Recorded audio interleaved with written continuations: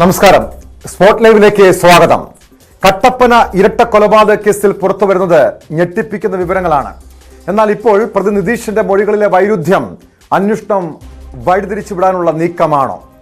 നവജാത ശിശുവിനെ കുഴിച്ചിട്ടെന്ന് കരുതുന്ന കാലിത്തൊഴുത്തിൽ മണ്ണുമാന്തി പരിശോധന നടത്തിയെങ്കിലും കാര്യമായ ഫലമുണ്ടായില്ല. 2016 കൊല്ലപ്പെട്ട വിജയനും നിതീഷും ചേർന്ന് വിജയന്റെ മകളുടെ 4 ദിവസം മാത്രം പ്രായമുള്ള കുഞ്ഞിനെ ശ്വാസം മുട്ടിച്ച് കൊലപ്പെടുത്തിയത്. അന്വേഷണത്തിന് തുടക്കത്തിൽ കുഞ്ഞിനെ കുഴിച്ചു മൂടിയത് കാലിത്തൊഴുത്തിലെന്നാണ് പ്രതി വെളിപ്പെടുത്തിയത്. എന്നാൽ സംഭവ സ്ഥലത്ത് എത്തിച്ചതിന് ശേഷം പ്രതി നിതീഷ് മൊഴി മാറ്റി പറയുകയായിരുന്നു. വാർത്തയുടെ വിശദാംശങ്ങളുമായി ആജ്ഞ രവീന്ദ്രനും പ്രിൻസ് ജെയിംസും ചേരുന്നുണ്ട്. ആദ്യം ആജ്ഞയിലേക്ക് പോവുകയാണ്. ആജ്ഞ, ഈ കഴിഞ്ഞ ദിവസം വരെയും ഇവർ താമസിച്ചിരുന്ന കട്ടപ്പനയിലെ വീടിന്റെ സമീപത്തുള്ള കാലിത്തൊഴുത്തിൽ ഈ കുഞ്ഞിനെ കുഴിച്ചു മൂടി എന്നായിരുന്നു ആദ്യം പറഞ്ഞത്. ആദ്യഘട്ടത്തിൽ പ്രതി നിതീഷ് പോലീസിന് മൊഴി നൽകിയത്. പക്ഷെ കഴിഞ്ഞ ദിവസം ഈ സംഭവ സ്ഥലത്ത് പോലീസ് പ്രതിയുമായി തെളിവെടുപ്പിനെത്തിച്ചപ്പോൾ ഈ കൊല്ലപ്പെട്ട വിജയൻ കുഞ്ഞിന്റെ മൃതദേഹം അവിടെ നിന്ന് കുഴിച്ചെടുത്ത്, അതായത് കുഴിച്ചു മൂടി എന്ന് പറയുന്ന സ്ഥലത്ത് നിന്ന് എടുത്ത് ഒരു കവറിലാക്കി മറ്റൊരു സ്ഥലത്തേക്ക് കൊണ്ടുപോയെന്ന് പറയുന്നുണ്ട്. ഇത് കേസ് വഴിതിരിച്ചുവിടാനുള്ള, കേസിന്റെ അന്വേഷണം വഴിതിരിച്ചുവിടാനുള്ള ഒരു നീക്കമായിട്ടാണോ പോലീസ് കാണുന്നത്? ഇങ്ങനെ ഈ പ്രതി മൊഴി മാറ്റി പറയുന്നത് അന്വേഷണത്തിൽ എത്രത്തോളം വെല്ലുവിളിയാണ് ആജ്ഞ?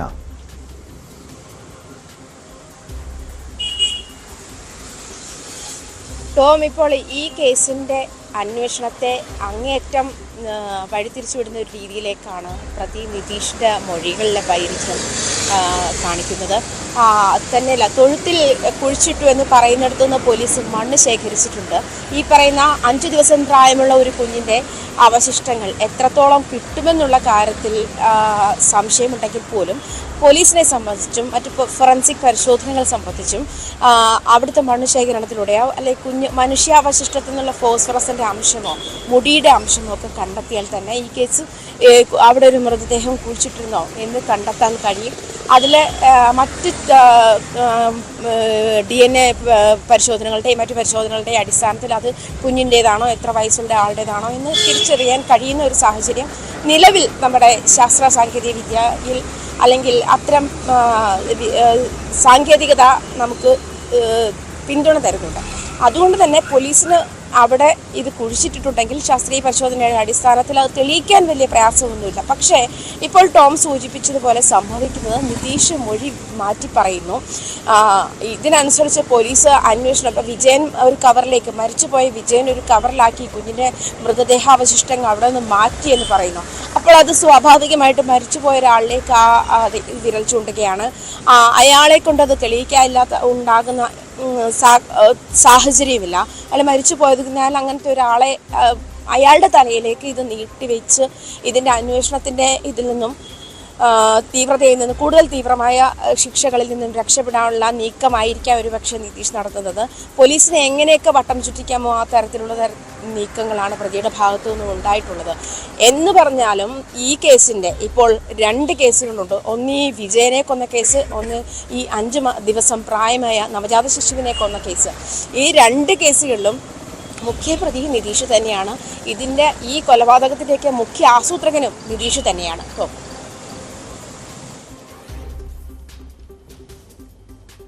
ആജ്ഞ, ഇതിന് നിലവിൽ വിജയൻ, അതായത് കൊല്ലപ്പെട്ട വിജയനും ആ കുഞ്ഞിന്റെ കൊലപാതകത്തിൽ പങ്കുണ്ടെന്ന് പറയുന്നുണ്ട്. അത് പോലീസ് ഇക്കാര്യം സ്ഥിരീകരിക്കുന്നുണ്ടോ, അതോ ഈ പ്രതികളും അതോടൊപ്പം ഈ വിജയന്റെ ഭാര്യയും മകളും നൽകിയ വിവരങ്ങൾ ഒക്കെയാണോ ഈ കേസിൽ ഇപ്പോൾ തുമ്പായിട്ടുള്ളത്? അതോ പ്രതികൾ വിജയനെ കൂടി കേസിൽ പ്രതിയാക്കുന്നു, വിജയനിക്ക് കൊലപാതകത്തിൽ പങ്കുണ്ട് എന്ന് വരുത്തി തീർക്കാനുള്ള ഒരു ശ്രമം ആണോ ഈ പ്രതികളുടെ ഈ മൊഴിയിലുള്ളത്?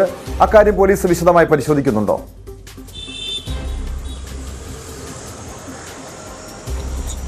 ടോം സൂചിപ്പിച്ചതുപോലെ വിജയനെ കൂടി പ്രതിയാക്കുന്നതിലൂടെ മരിച്ചുപോയ ഒരാളെ പ്രതിയാക്കുന്നതിൽ ഈ മറ്റു പ്രതികൾ കാണിക്കുന്ന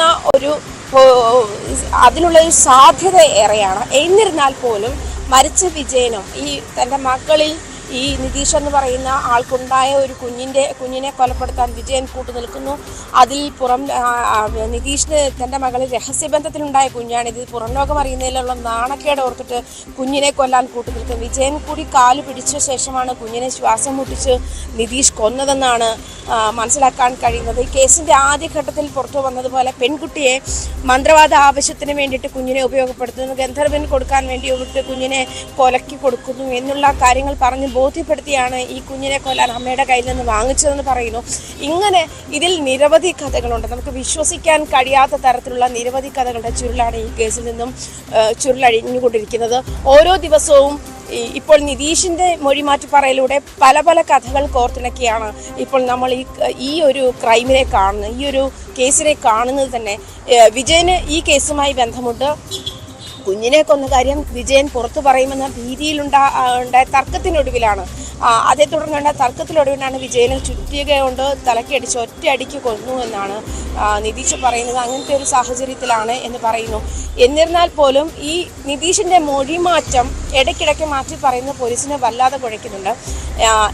എന്തൊക്കെയാണെങ്കിലും ഈ കേസിലെ പ്രധാന പ്രതി നിതീഷ് തന്നെയാണ്. വിജയൻ രണ്ടാം പ്രതിയാണ്. വിഷ്ണു ഈ കേസിൽ പ്രതിയാണ് കുഞ്ഞിനെ കൊന്നതിൽ. അതുപോലെ വിജയനെ കൊന്നതിൽ വിഷ്ണുവിന്റെ അമ്മയ്ക്കും വിജയന്റെ ഭാര്യയ്ക്കും പങ്കുണ്ട് എന്ന്. പക്ഷെ ഇപ്പോഴും ചില വ്യക്തതകൾ വരേണ്ടത്, ആദ്യഘട്ടത്തില് ഈ കട്ടപ്പനയിൽ ഇരട്ടക്കൊലപാതകവുമായി ബന്ധപ്പെട്ട വിവരങ്ങൾ പുറത്തു വന്നപ്പോൾ ഇതിന് പിന്നെ നരബലിയുണ്ടോ, അല്ലെങ്കിൽ ആഭിചാരക്രിയയുടെ ഭാഗമായിട്ട് നടന്ന കൊലപാതകമാണോ തുടങ്ങിയ പല സംശയങ്ങളും വന്നിരുന്നു. പക്ഷെ പോലീസ് അതെല്ലാം പൂർണ്ണമായും തള്ളിക്കളയുന്നു. ഒടുവിൽ ഈ കുഞ്ഞിനെ, അതായത് മാനഹാനി ഭയന്ന് ഈ കുഞ്ഞിനെ കൊലപ്പെടുത്തിയെന്ന് പറയുന്നു. 7 വർഷത്തിന് ശേഷം, 8 വർഷം മുൻപ് നടന്ന സംഭവം, 7 മാസം മുൻപ് വിജയനെ കൊലപ്പെടുത്തുന്നു. അതിന്റെ കാരണം എന്താണെന്ന് സംബന്ധിച്ചുള്ള ഒരു വ്യക്തതയിലേക്ക് വരാൻ പോലീസിന് കഴിഞ്ഞിട്ടുണ്ടോ? അതിൽ ഈ ആഭിചാരക്രിയ ഒന്നും നടന്നിട്ടില്ല എന്ന് പറയുമ്പോഴും എന്തായിരിക്കാം കൊലപാതകത്തിന്റെ കാരണം, എങ്ങനെയാണ് കൊലപ്പെടുത്തിയത്, വിജയന്റെ ഭാര്യയ്ക്ക് ഇതിൽ അറിവുണ്ടായിരുന്നു തുടങ്ങിയ കാര്യങ്ങളൊക്കെ പറയുന്നുണ്ട്. അത് പൂർണ്ണമായും ഈ നിതീഷിന്റെ മൊഴികളിൽ ഇതുമായി ബന്ധപ്പെട്ട വിവരങ്ങൾ പോലീസ് പൂർണ്ണമായും വിശ്വസിക്കുന്നുണ്ടോ ആജ്ഞ?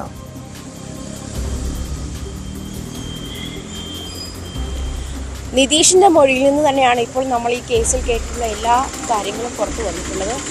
ഇതിൽ വിഷ്ണു ആശുപത്രിയിലാണ്. വിഷ്ണു അന്ന് ഉണ്ടായ മോഷണ കേസിനെ തുടർന്ന് വീണതിനെ തുടർന്ന് കാലൊടിഞ്ഞ ആശുപത്രിയിലാണ്. അദ്ദേഹത്തിൻ്റെ ഭാര്യ, വിജയൻ്റെ ഭാര്യ, ഇപ്പോൾ അവരൊരു ഷെൽട്ടർ ഹോമിലേക്ക് ഭാര്യയും മകളെ മാറ്റിയിട്ടുണ്ട്. അവർ രണ്ടുപേരെയും ഇതുവരെ പോലീസ് ചോദ്യം ചെയ്തിട്ടില്ല. അവർ കേസിൽ പ്രതിയാണ്. എങ്കിൽ പോലും അവർ ഇത് രണ്ടുപേരെയും, മകളെയും ഭാര്യ കേസിൽ വിജയനെ കൊന്ന കേസിൽ പ്രതിയാണെന്നാണ് പോലീസിൻ്റെ, അതായത് വിജയനെ കൊലപാതകത്തിൽ ഭാര്യയ്ക്ക് പങ്കുണ്ട് എന്നാണ് നിതീഷ് പോലീസിനോട് പറഞ്ഞത്. അതനുസരിച്ച് ആ കേസിൽ അവരും പ്രതിയാണ്. ഈ ഭാര്യയും ഇപ്പോൾ ഇവർ ഒരു ഷെൽട്ടർ ഹോമിലാണ്. അതുകൊണ്ട് തന്നെ ഇപ്പോൾ ഇത് നിലവിൽ അവരെ ഇതുവരെയും ചോദ്യം ചെയ്യുന്ന ഒരു സാഹചര്യം ഉണ്ടായിട്ടില്ല. എന്നാൽ നമുക്കെല്ലാം നമ്മൾ കഴിഞ്ഞ 2-3 ദിവസമായി കേൾക്കുന്നുണ്ട്, ഈ വീട്, വാടകയ്ക്കെടുത്ത വീട്, ഇവിടെ പകൽ ആളനക്കമില്ലാത്തൊരു സാഹചര്യം, അയലത്തുള്ള ഒരാൾക്കും ഈ ഭാര്യയെ പറ്റിയോ മകളെ പറ്റിയോ അറിയില്ല. അങ്ങനത്തെ ഒരു സാഹചര്യം. കേട്ട ഒരു ബൈറ്റ് അനുസരിച്ച്, ഒരാളുടെ പ്രതികരണം അനുസരിച്ചിട്ട് ഞാൻ മനസ്സിലാക്കുന്നത്, ഇവർ കടയിൽ പോവുകയാണ്. അപ്പോൾ തന്നെ അയലത്തുകാരൊക്കെ ഇവരോട് കാര്യം കുശലാന്വേഷണത്തിനൊക്കെ ചെല്ലുന്നുണ്ട്. പക്ഷേ ആ സാഹചര്യം ഇപ്പോൾ ഇവർ ഫോണെടുത്ത് ചെവിയിൽ വയ്ക്കുന്നു, നിലത്ത് നോക്കി നടക്കുന്നു, അല്ലെങ്കിൽ ഫോണെടുത്ത് വെറുതെ സംസാരിച്ച് പോരുന്നു. ഇത്തരമൊരു സമ്പർക്കം ഒഴിവാക്കുന്ന, ആൾക്കാരുമായുള്ളൊരു സമ്പർക്കം ഒഴിവാക്കുന്ന ഒരു സാഹചര്യമുണ്ട്. ഇതിൽ കഴിഞ്ഞ 2-3 ദിവസം മുൻപ് നമ്മൾ കേട്ടത്, ഈ പെൺകുട്ടിക്ക് മാനസികതയുണ്ട്, അത് മറ്റുള്ളവരോട് സംസാരിച്ചാൽ ആ മാനസികത ഇല്ലാതായി പോകുമെന്ന് ഈ നിതീഷ് പെൺകുട്ടിയെ പറഞ്ഞു ധരിപ്പിച്ചിരുന്നു. അതിൻ്റെ ഭാഗമായിട്ടാണ് ഇവർ മറ്റുള്ളവരെ കാണാതിരിക്കുന്ന ഒരു സാഹചര്യം ഉണ്ട്. എന്നാൽ രാത്രിയിൽ ആ വീട്ടിൽ ലൈറ്റ് ഇടുന്നു, അല്ലെ പ്രകാശമുണ്ടാകുന്നു. ഇത് അയലത്തുകാർ, ഇവിടെ വേറെ ആളുകൾ താമസമുണ്ട്. ഈ 2 ആണുങ്ങളെ പറ്റി മാത്രമേ ഇപ്പോഴും നാട്ടുകാർക്ക് അറിയുള്ളൂ. ഈ ടിവിയിൽ വന്ന ശേഷം, ടെലിവിഷനിലൂടെ വാർത്തകൾ വന്ന ശേഷം ടിവിയിൽ കണ്ടാണ് ഞങ്ങൾ ഇങ്ങനെ 2 സ്ത്രീകൾ അവിടെ ഉണ്ട് എന്ന് മനസ്സിലാക്കുന്നത് പോലും പറഞ്ഞ ആൾക്കാരുണ്ട്. അപ്പോൾ ഇത്തരം സാഹചര്യങ്ങൾ നിലനിൽക്കുന്ന അങ്ങേയറ്റം ദുരൂഹത ഈ കേസിലുണ്ട്. ഇനി ഇത് തന്നെയാണോ ഇപ്പോൾ നിതീഷ് പോലീസിന് കൊടുത്തിട്ടുള്ള മൊഴികൾ അനുസരിച്ച് തന്നെയുള്ള അതിലാണോ? അക്കാര്യത്തിൽ ഇനി ഒരുപാട് വ്യക്തത വരേണ്ടതുണ്ട്. കുഞ്ഞിനെ കുഴിച്ചു മൂടിയ സ്ഥലം, അല്ലെങ്കിൽ കുഞ്ഞിനെ കൊന്ന് കുഴിച്ചു മൂടിയത് പ്രധാന പ്രതിയാരാണ്? ഈ നിതീഷ് മാത്രമാണോ? മരിച്ചുപോയ വിജയന്റെ തലയിൽ കൂടി ഇതിന്റെ പങ്ക് ചേർക്കുകയാണോ? വിജയനെ കൊന്നതിൽ ഇപ്പോൾ ഈ പറഞ്ഞതുപോലെ മാനസികാവസ്ഥ, ഇങ്ങനെയുള്ള ഒരു സ്ത്രീയെ, അല്ലെങ്കിൽ ഇങ്ങനെയുള്ള അമ്മയെയും മകളെയും കരുതൽ തടങ്കൽ തീർച്ചയായും സൂചിപ്പിച്ചതുപോലെ അക്കാര്യങ്ങളെല്ലാം പരിശോധിക്കുന്നതാണ്. കാരണം വിജയന്റെ ഭാര്യയ്ക്ക് ചില മാനസികമായ ബുദ്ധിമുട്ടുകളുണ്ട്, മാനസികമായ വൈകല്യങ്ങളുണ്ട് എന്ന് പറയുന്നുണ്ട്. അവരുടെ മൊഴികൾ പൂർണ്ണമായും പോലീസിന് ഈ കേസുമായി ബന്ധപ്പെട്ട് വിശ്വാസത്തിലെടുക്കാൻ കഴിയാത്തത് കൂടിയാണ്. എന്തായാലും ആജ്ഞ തുടരുക. പ്രിൻസ് ജെയിംസ് കൂടി ചേരുന്നുണ്ട്. പ്രിൻസ്, എന്തായാലും വിജയന്റെ കൊലപാതകവുമായി ബന്ധപ്പെട്ട് പോലീസിന് ഒരു പരിധിവരെയും വ്യക്തത കൈവന്നിട്ടുണ്ട്. മൃതദേഹം കണ്ടെത്താൻ കഴിഞ്ഞു. പോസ്റ്റ്മോർട്ടത്തിനായി മൃതദേഹം കോട്ടയം മെഡിക്കൽ കോളേജിലേക്ക് മാറ്റിയിരിക്കുകയാണ്. ഇനി കേസിൽ ഏറ്റവും വെല്ലുവിളി നിറഞ്ഞ കാര്യം ഈ 4 ദിവസം മാത്രം പ്രായമുള്ള കുഞ്ഞിന്റെ മൃതദേഹം കണ്ടെത്തുകയാണ്. അത് പോലീസിനെ സംബന്ധിച്ച് വലിയ വെല്ലുവിളി നിറഞ്ഞ കാര്യമാണ്. കാരണം 4 ദിവസം പ്രായമുള്ള കുഞ്ഞ് 8 വർഷം മുൻപാണ് കുഞ്ഞിന്റെ മൃതദേഹം കുഴിച്ചു മൂടിയതായി പറയപ്പെടുന്നത്. ആ മൃതദേഹം കണ്ടെത്തുക എന്ന് പറയുന്നത് ദുഷ്കരമായിട്ടുള്ള കാര്യമാണ്. പക്ഷെ നിലവിൽ ഈ കേസിന്റെ അന്വേഷണം എങ്ങനെയാണ് നീങ്ങുന്നത്? അതോടൊപ്പം അറിയേണ്ടത് ഈ വിജയന്റെ പോസ്റ്റ്മോർട്ടം നടപടികൾ, മറ്റ് വിജയൻ തന്നെയാണ് കൊല്ലപ്പെട്ടതെന്ന് പോലീസ് സ്ഥിരീകരിക്കണമെങ്കിൽ ചില സാങ്കേതികമായ ചില നടപടികൾ ആവശ്യമാണ്. കാരണം DNA പരിശോധനയ്ക്ക് അയക്കണം, മറ്റ് ശാസ്ത്രീയമായ പരിശോധനകളൊക്കെ ആവശ്യമായിട്ടുണ്ട്. അതുമായി ബന്ധപ്പെട്ട പോലീസിന്റെ തുടർ നീക്കങ്ങൾ എങ്ങനെയായിരിക്കും പ്രിൻസ്? നിലവിൽ പോലീസിന് മുമ്പിലുള്ള ഏറ്റവും വലിയ വെല്ലുവിളി ഈ കുട്ടിയുടെ മൃതദേഹാവശിഷ്ടങ്ങൾ കണ്ടെത്തുക എന്ന് തന്നെയാണ്. വിജയന്റെ മൃതദേഹം കഴിഞ്ഞ ദിവസം തന്നെ, ഇന്നലെ തന്നെ കക്കാട്ടുകടയിൽ ഇവർ വാടകയ്ക്ക് താമസിക്കുന്ന വീട്ടിൽ നിന്നും കണ്ടെത്തുകയുണ്ടായി. കൃത്യമായി പ്രതി ചൂണ്ടിക്കാണിച്ച ഭാഗത്ത് തന്നെ കുഴിച്ച് എപ്പോഴാണോ ഈ മൃതദേഹാവശിഷ്ടങ്ങൾ കണ്ടെത്തിയത്. തുടർന്ന് കോട്ടയം മെഡിക്കൽ കോളേജിലേക്ക് പോസ്റ്റ്മോർട്ടം നടപടികൾക്കായി മാറ്റിയിരിക്കുന്നു. അടുത്ത ദിവസം തന്നെ ഇതിനുള്ള നടപടികൾ പൂർത്തീകരിക്കുമെന്നാണ് നമുക്കറിയാൻ കഴിയുന്നത്. തുടർന്ന് ശാസ്ത്രീയ പരിശോധനകളടക്കം നടത്തേണ്ടിയിരിക്കുന്നു. കാരണം ഇത് വിജയം തന്നെയെന്ന് ശാസ്ത്രീയമായി തെളിയിക്കേണ്ടിയിരിക്കുന്നു. അത്തരത്തിലുള്ള നടപടികളുണ്ട്. എങ്കിലും ആ കേസിനെ സംബന്ധിച്ചുള്ള വിവരങ്ങൾ വളരെ വേഗത്തിൽ തന്നെ ശേഖരിക്കാൻ സാധിക്കുമെങ്കിൽ പോലും ഈ കുട്ടിയെ സംബന്ധിച്ചുള്ള കാര്യങ്ങൾ സ്വീകരിക്കേണ്ടതുണ്ട്. പ്രത്യേകിച്ചും 2016 കേസിന് ആസ്പദമായ സംഭവം നടക്കുന്നത്. ഈ സംഭവം നടന്നതിന് ശേഷം ഈ സാഗര ജംഗ്ഷൻ മുൻപ് ഇവർ താമസിക്കുന്ന വീട്ടിലായിരുന്നു കുട്ടിയുടെ മൃതദേഹം മറവ് ചെയ്തതായി നിതീഷ് മൊഴി നൽകിയിരിക്കുന്നത്. ഇവിടുത്തെ തൊഴുത്തിൽ ചേർന്നാണ് മറവ് ചെയ്തെന്നാണ് മൊഴി നൽകിയത്. ഇന്നലെ തന്നെ അവിടെ പരിശോധനകൾ നടത്തിയിരുന്നു. 2 മണിക്കൂറോളം ഇവിടുത്തെ മണ്ണിൽ പരിശോധന നടത്തിയെങ്കിൽ പോലും കാര്യമായ ഒരു തെളിവും ഇവിടുന്ന് ശേഖരിക്കാൻ പോലീസിന് സാധിച്ചില്ല. എങ്കിലും ഇവിടുത്തെ മണ്ണ് ഫോറൻസിക് വിഭാഗം ശേഖരിച്ചിട്ടുണ്ട്. ഒപ്പം ഈ കഴിഞ്ഞ ദിവസം തന്നെ ഇവിടെ നിന്നും വിജയൻ ഈ മൃതദേഹം മാറ്റി എന്ന തരത്തിലുള്ള മൊഴിമാറ്റം ഈ നിതീഷിന്റെ ഭാഗത്തു നിന്നുണ്ടായിട്ടുണ്ട്. ഏതാനും ദിവസങ്ങൾക്ക് ശേഷം മൃതദേഹം ഇവിടുന്ന് എടുത്തുകൊണ്ടുപോയി എന്ന തരത്തിലാണ് പിന്നീട് പോലീസിനോട് ഇയാൾ പറഞ്ഞത്. അത് കൃത്യമായി പോലീസ് മുഖവിലയ്ക്ക് എടുത്തിട്ടില്ല. എങ്കിലും മറ്റു പ്രതികളെ കൂടി ഈ കേസുമായി ബന്ധപ്പെട്ട നിതീഷിന്റെ കുടുംബം, ഈ വിജയന്റെ കുടുംബം, അവരുടെ മറ്റു ബന്ധുക്കൾ ഇപ്പം കൂട്ടുപ്രതിയായ വിഷ്ണുവുമായി ഒക്കെയുള്ള ചോദ്യം ചെയ്യലിലൂടെ കൂടുതൽ വിവരങ്ങൾ ശേഖരിക്കാനാണ് പോലീസ് ശ്രമിക്കുന്നത്. എന്തായാലും ഇന്ന് തന്നെ ഈ കേസിൽ നിർണായക വിവരങ്ങൾ, തെളിവുകൾ ശേഖരിക്കാൻ സാധിക്കുമെന്നുള്ളൊരു പ്രതീക്ഷയിലാണ് പോലീസ്. കുട്ടിയുടെ മൃതദേഹം കണ്ടെത്തുക എന്നുള്ളത്, അല്ലെങ്കിൽ അതിന്റെ അവശിഷ്ടങ്ങൾ സംബന്ധിച്ചുള്ള സൂചനകളെങ്കിലും വിവരങ്ങൾ ശേഖരിക്കുക എന്നതാണ് പോലീസിന് മുന്നിൽ വരുന്ന ഏറ്റവും വലിയ വെല്ലുവിളി.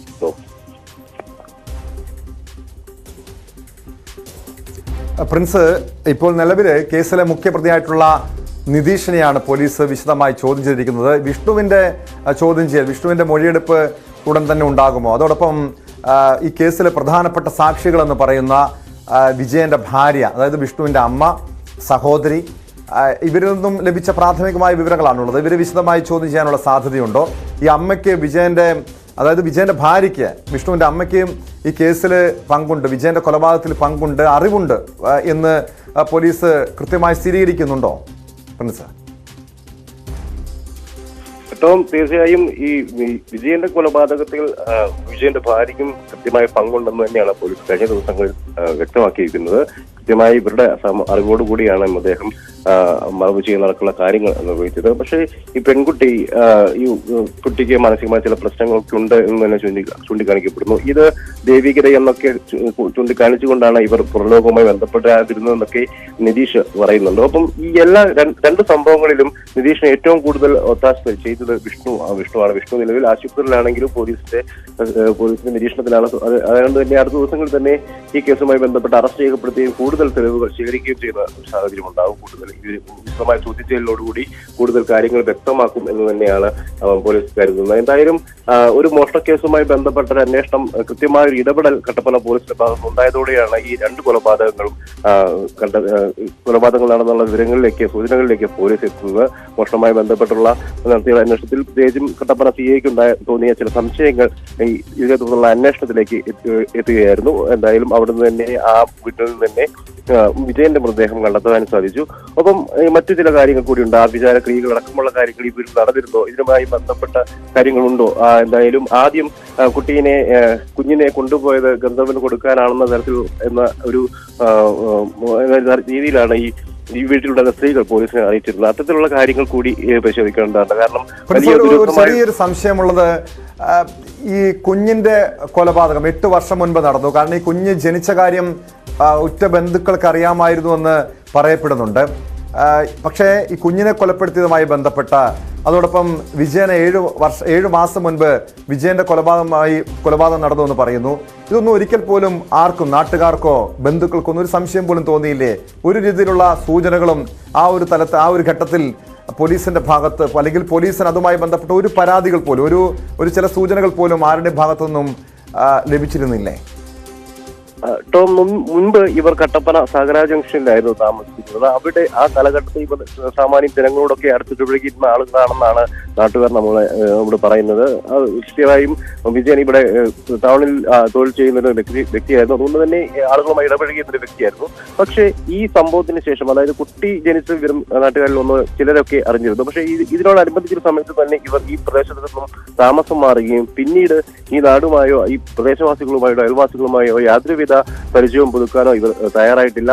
കൃത്യമായും ഇവർ അത്തരത്തിലുള്ള അകൽച്ച ഇവർ എല്ലാവരുമായിട്ടും പാലിച്ചിരുന്നു. മറ്റു ഒരു വ്യക്തികളുമായിട്ടും ഇവർ യാതൊരുവിധ അടുപ്പവും കാണിച്ചിട്ടില്ല. ഇപ്പൊ ഏതാനും മാസങ്ങൾക്ക് മുൻപാണ് ഇവർ കക്കാട്ടുകടയിലെ വീട് വാടകയ്ക്കെടുത്ത് അവിടേക്ക് വരുന്നത്. ആ സമയത്തും അവിടെ വാടകയ്ക്കായി എത്തുമ്പോഴും മുൻപ് താമസിക്കുന്ന വീടിനേക്കാൾ കൂടുതൽ സൗകര്യപ്രദമായ ഒരു വീട് എന്ന രീതിയിലാണ് ഇവിടെ എത്തുന്നത്. എങ്കിൽ പോലും തൊട്ട് അടുത്ത വീടുകളുണ്ടെങ്കിൽ പോലും അവരോട് പോലും ഒരു യാതൊരുവിധ പരിചയവും യാതൊരുവിധ അടുപ്പത്തിനും ഇവർ തയ്യാറായിട്ടില്ല. ഇവരെല്ലാം വരുന്നൊരു സാഹചര്യങ്ങൾ, അല്ലെങ്കിൽ ആരെങ്കിലും ഒക്കെ സംസാരിക്കാനോ ഒക്കെ ശ്രമിച്ചിരുന്ന സമയങ്ങളിൽ പോലും ഇവർ മുഖം നൽകാതെ ഒക്കെ പോകുന്ന ഒരു സാഹചര്യം ഉണ്ടായിരുന്നു. സ്വാഭാവികമായും അത്തരത്തിലുള്ള ഒരു പ്രതികരണം ഇത്തരം ആളുകളുടെ ഭാഗത്തുനിന്ന് ഉണ്ടാകുമ്പോൾ നാട്ടുകാർ അവരെ അതേ രീതിയിൽ അവരെ അവഗണിക്കുന്ന ഒരു രീതിയിൽ ഉണ്ടാകുമായിരുന്നു. അങ്ങനെ തന്നെയാണ് ആ സാഹചര്യത്തിലാണ് കൃത്യമായിട്ടും തങ്ങളിലേക്ക് ആളുകൾ കൂടുതൽ തങ്ങൾ പരിചയക്കാർ തങ്ങളെ വീട്ടിൽ തേടി എത്തരുത് എന്നുള്ളൊരു കൃത്യമായ ഒരു തീരുമാനം ഈ കുടുംബത്തിന് മുൻപിൽ ഉണ്ടായിരുന്നു എന്ന് വേണം നമുക്ക് കരുതാറുണ്ടോ. വ്യക്തമാണ്. ആജ്ഞ രവീന്ദ്രനും പ്രിൻസ് ജെയിംസുമാണ് വിവരങ്ങൾ നൽകിയത്. കട്ടപ്പന ഇരട്ട കൊലപാതകത്തിൽ വിജയന്റെ മൃതദേഹം കണ്ടെത്താൻ കഴിഞ്ഞു. പക്ഷേ ഈ 4 ദിവസം മാത്രം പ്രായമുള്ള കുഞ്ഞിനെ കൊലപ്പെടുത്തിയത് 8 വർഷം മുൻപാണ്. കുഞ്ഞിൻ്റെ മൃതദേഹം കണ്ടെത്തുക, അത് പോലീസിനെ സംബന്ധിച്ച് വലിയ വെല്ലുവിളി നിറഞ്ഞ കാര്യമാണ്. അതിൽ ഏറ്റവും പ്രധാനപ്പെട്ടത് കേസിലെ മുഖ്യപ്രതിയായിട്ടുള്ള നിതീഷിന്റെ മൊഴികളിലെ വൈരുദ്ധ്യമാണ് പോലീസിനെ കുഴപ്പിക്കുന്നത്. സ്പോട്ട് ലൈവിലേക്ക് തിരികെ എത്താം, ഇടവേള കഴിഞ്ഞു.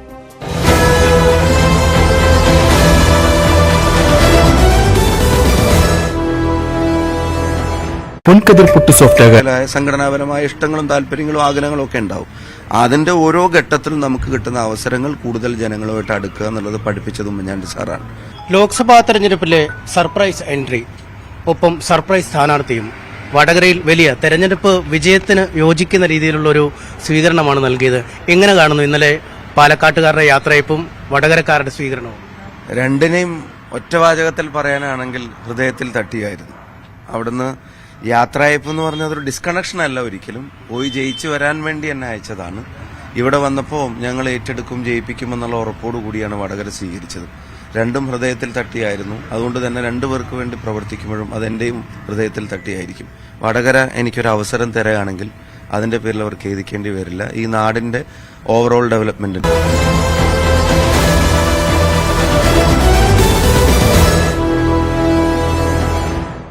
തലമുറ എങ്ങനെയാണോ വടകരയിൽ ജീവിക്കാൻ ആഗ്രഹിക്കുന്നത് അതിന്റെ ഫെസിലിറ്റീസ് ഒരുക്കുന്ന കാര്യത്തിൽ മുന്നിൽ തന്നെ നിൽക്കും.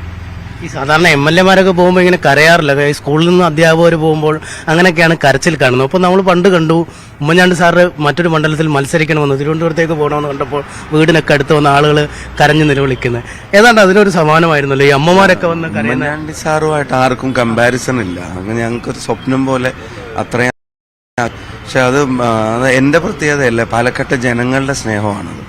അവർക്ക് അത്രയും ഇഷ്ടം അവർ തന്നിട്ടുണ്ട്, അത്രയും സ്നേഹം അവർ തന്നിട്ടുണ്ട്. അപ്പൊ അതിൽ ആ വന്ന ആൾക്കാർക്ക് മുഴുവൻ വ്യക്തിപരമായിട്ടും എന്നെ കൊണ്ട് എന്തെങ്കിലും ചെയ്തു കൊടുത്തിട്ടോ ഉപകാരം ഉണ്ടായിട്ടൊന്നുമല്ല. പക്ഷെ അവിടെ പ്രവർത്തിക്കുന്നതിനിടയിലുള്ള കണ്ടുമുട്ടലുകളും കൂടിക്കാഴ്ചകളും അതൊക്കെയായിട്ട് ഇങ്ങനെ സമയം കൊണ്ട് ഡെവലപ്പായിട്ടുള്ള വന്നിട്ടുള്ള ഒരു ആത്മബന്ധമാണ്. അപ്പം പെട്ടെന്ന് വടകര പോവാ എന്ന് പറഞ്ഞപ്പോൾ ഞാൻ തന്നെ സത്യം പറഞ്ഞ പെട്ടെന്ന് വിളിച്ചിട്ട് എന്നോട് സ്ഥാനാർത്ഥിയാവണമെന്ന് പറഞ്ഞപ്പോൾ എനിക്ക് ആദ്യം ഞാൻ അവിടെ പോയാൽ ജയിക്കുമോ, ഞാൻ അവിടെ ആരാ മത്സരിക്കുന്നത്, അതൊന്നും ഓർത്തിട്ടല്ല നമുക്ക് ആശങ്ക വരുന്നത്. അങ്ങനെ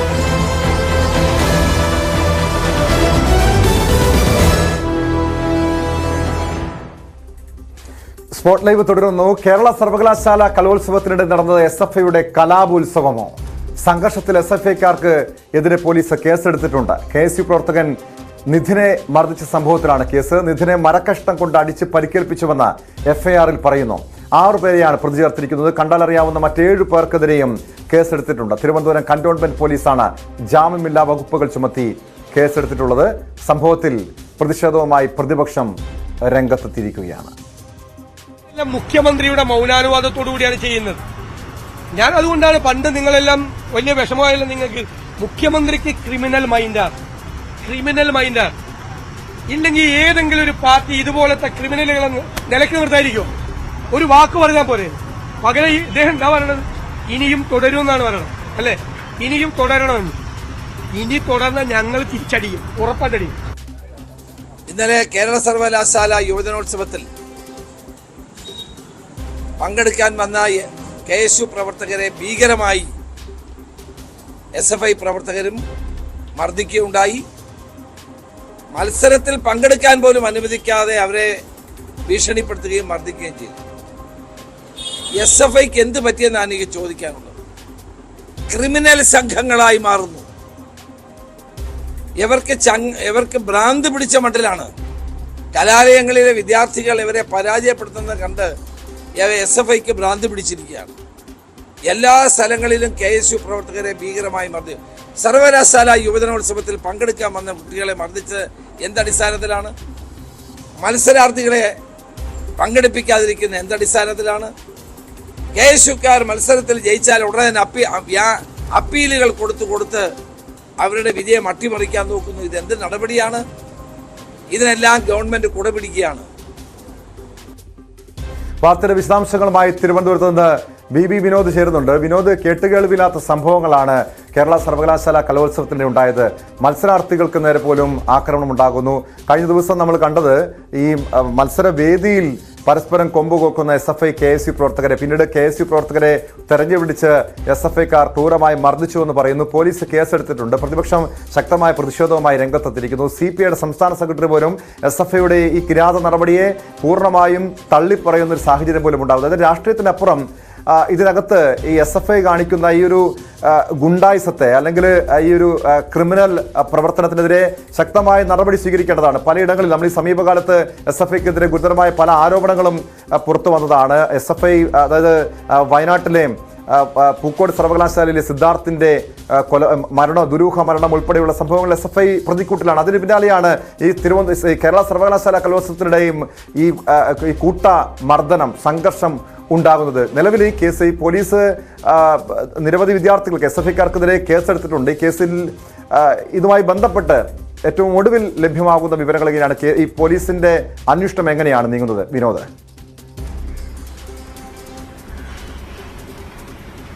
ടോം, വലിയ വിമർശനം ഏറ്റുവാങ്ങേണ്ടി വന്ന ശേഷമാണ് ഇപ്പോൾ പോലീസ് SFIക്കാർക്കെതിരെ നടപടി സ്വീകരിച്ചിരിക്കുന്നത്. 6 പേർക്കെതിരെ കേസെടുത്തിട്ടുണ്ട്. കണ്ടാലറിയാവുന്ന മറ്റ് 10 SFI പ്രവർത്തകർക്കെതിരെയും FIR-ൽ നടപടിയുണ്ട്. ഇവർക്ക് ജാമ്യമില്ലാ വകുപ്പുകളാണ് ഇവർക്കെതിരെ ചുമത്തിയിട്ടുള്ളത്. ഇങ്ങനെ 16 പേരെ പ്രതി ചേർത്ത് തിരുവനന്തപുരം കന്റോൺമെന്റ് പോലീസാണ് കേസെടുത്തിരിക്കുന്നത്. കഴിഞ്ഞ ദിവസവും വലിയ പ്രതിഷേധം, അതായത് KSU പ്രവർത്തകർ പറഞ്ഞത് കോളേജ് യൂണിയൻ തെരഞ്ഞെടുപ്പുമായി ബന്ധപ്പെട്ട് ജയിച്ചു വന്ന KSUവിന്റെ പ്രതിനിധികൾ അവർ ഈ കലോത്സവവുമായി ബന്ധപ്പെട്ടെത്തുമ്പോൾ ഇവിടെ തിരഞ്ഞുപിടിച്ച് മർദ്ദിക്കുകയാണ്. 4 ദിവസമായി ഈ തരത്തിൽ SFI പ്രവർത്തകർ KSU പ്രവർത്തകരെ മർദ്ദിക്കുന്നു. പോലീസ് ഒരു നടപടിയും എടുക്കുന്നില്ല എന്നതായിരുന്നു പരാതി. ഏറ്റവും ഒടുവിലാണ് കഴിഞ്ഞ ദിവസം പ്രതിഷേധവുമായി KSU പ്രവർത്തകർ കലോത്സവ വേദിക്ക് മുന്നിൽ തന്നെ എത്തിയത്. കഴിഞ്ഞ ദിവസം ഈ ഒപ്പന മത്സരം നടക്കുകയായിരുന്ന സെനറ്റ് ഹാളിന് മുന്നിൽ ഈ മത്സരത്തിനിടയിലാണ് പ്രതിഷേധവുമായി എത്തിയത്. ഈ മത്സരാർത്ഥികൾ തന്നെ, KSUക്കാരായ മത്സരാർത്ഥികൾ ആ മത്സരിക്കാനുള്ള വേഷത്തിൽ തന്നെ മുദ്രാവാക്യം വിളിക്കുകയായിരുന്നു. SFIയുടെ ഭാഗത്തു നിന്നും ഇതിന് പ്രതിഷേധമുണ്ടായി, ഇവർക്കെതിരെയുള്ള പ്രതിഷേധമുണ്ടായി. വലിയ തോതിൽ മുദ്രാവാക്യം വിളികൾ ഉയർന്നു. പോലീസ് ഇടപെട്ടു. പിന്നീട് പോലീസ് KSU പ്രവർത്തകരെ പുറത്തേക്ക് കൊണ്ടുപോവുകയും അവരെ അറസ്റ്റ് ചെയ്ത് മാറ്റുകയും ചെയ്തിരുന്നു. അപ്പോഴും KSU ഉന്നയിച്ച പരാതി ഇങ്ങനെ 4 ദിവസമായി KSU പ്രവർത്തകരെ മർദ്ദിക്കുന്നു. കലോത്സവത്തിന്റെ ഭാഗമായി എത്തിയ ഭാരവാഹികളെ, KSUവിന്റെ കോളേജ് യൂണിയൻ ഭാരവാഹികളുണ്ട്, അവരെ മർദ്ദിക്കുന്നു. മത്സരാർത്ഥികളായി എത്തിയ KSUക്കാരെ ഇങ്ങനെ മർദ്ദിക്കുന്നു. എന്നിട്ടൊന്നും ഒരു നടപടിയും സ്വീകരിക്കുന്നില്ല എന്ന ആരോപണം ഇന്നലെ ഈ അറസ്റ്റിന് ശേഷം മാധ്യമങ്ങൾ വിനോദ് ഏറ്റവും ഒടുവിൽ പുറത്തുവരുന്ന വിവരം വീണ്ടും ഈ കലോത്സവ വേദിയിലെ സംഘർഷം പ്രതിഷേധമെന്നാണ്. അത് വീണ്ടും ഈ ഒരു വലിയ രീതിയിലുള്ള പ്രതിഷേധത്തിലേക്ക് കാര്യങ്ങൾ നീങ്ങുകയാണോ? ഇതും വീണ്ടും ഈ KSU പ്രവർത്തകരും SFI പ്രവർത്തകരും തമ്മിലുള്ള ഏറ്റുമുട്ടലിലേക്ക് കാര്യങ്ങൾ നീങ്ങുമോ വിനോദ്?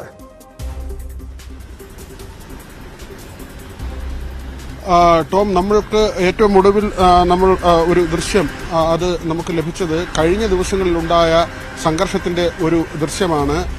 ആ ദൃശ്യത്തിൽ ഒരു SFI പ്രവർത്തകൻ KSU പ്രവർത്തകനെ ചവിട്ടുന്നു എന്ന നിലയ്ക്കാണ് ഇപ്പോൾ ആ ദൃശ്യങ്ങൾ പുറത്ത് പ്രചരിക്കുന്നത്. ആ നിലയ്ക്കുള്ളൊരു ദൃശ്യമാണ്.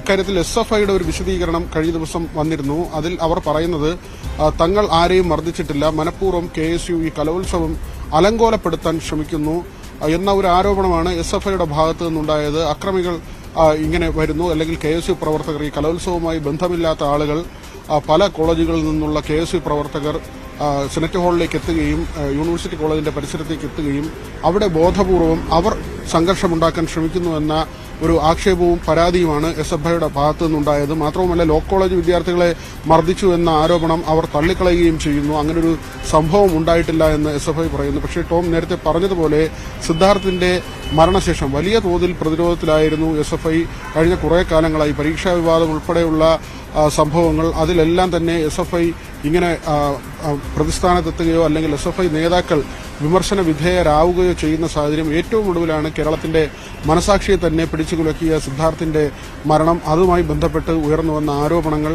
ഇതെല്ലാം തന്നെ ഒരു പ്രതിസന്ധി സൃഷ്ടിച്ചിരിക്കുകയാണ്. യൂണിവേഴ്സിറ്റി യൂണിയൻ കലോത്സവം അതിന്റെ പേര് നൽകുന്നതുമായി ബന്ധപ്പെട്ട് പോലും തർക്കങ്ങളുണ്ടായിരുന്നു. ഏതായിരുന്നാലും ആ സമയത്ത് ABVPയും SFIയും തമ്മിലാണ് ചില തർക്കങ്ങൾ ഉണ്ടായിരുന്നത്. അല്ലെങ്കിൽ BJP ആ പേരിനെതിരെ രംഗത്ത് വന്നിരുന്നുവെങ്കിലും കലോത്സവം തുടങ്ങി ആ ദിവസങ്ങളിൽ കഴിഞ്ഞ 4 ദിവസമായി തങ്ങൾക്ക് മർദ്ദനമേറ്റുമെന്നാണ് കഴിഞ്ഞ ദിവസം KSU പ്രവർത്തകർ പറയുന്നത്. കലോത്സവത്തിന്റെ ഭാഗമായി എത്തിയവരെ ക്രൂരമായി മർദ്ദിക്കുന്നു എന്ന കാര്യം ഇപ്പോൾ കന്റോൺമെന്റ് പോലീസ് എടുത്തിരിക്കുന്ന കേസിൽ വിശദീകരിക്കുന്നത് ഇങ്ങനെയാണ്.